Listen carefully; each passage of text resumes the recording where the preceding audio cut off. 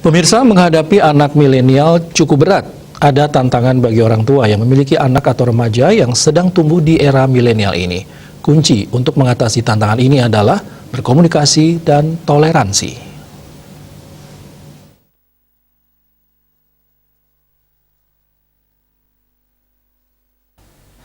Psikolog Retno IG Kusuma menjelaskan tentang parenting sebagai segala hal yang berkaitan dengan orang tua dan keluarga dalam mendidik anak.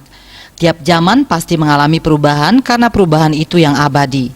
Perubahan bukan pada orang tua, tapi subjek yakni anak yang dibesarkan. Ia mencontohkan dulu orang tua memanggil anak langsung menyahut. Sekarang anak dipanggil pura-pura tidak mendengar atau memang tidak mendengar karena pakai headset. Orang tua pun jadi emosi. Kata kunci parenting di era milenial adalah berkomunikasi dan toleransi. Anak-anak perlu paham harapan orang tua dan anak seperti apa. Komunikasi asertif artinya saya dan kamu oke dan puas.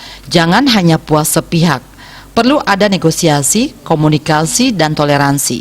Kadang orang tua yang old berpikir konservatif, tidak mau berubah, selalu merasa benar, selalu mengatakan anak belum makan asam garam dunia, bahkan membandingkan orang tua dulu.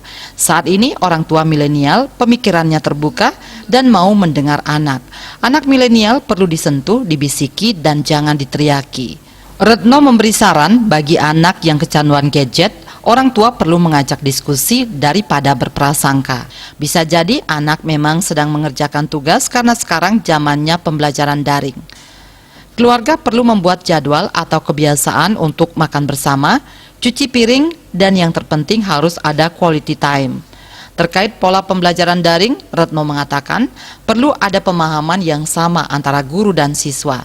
Guru harus bisa membuat siswa senang saat mengerjakan tugas. Karena itu guru harus kreatif mencari materi pembelajaran. Secara akademik memang sulit meraih target maksimal, tetapi pendidikan karakter akan terbentuk. Demikian juga kreativitas dan kemandirian anak bisa terbentuk. Ngurah Budi, Tokoh melaporkan.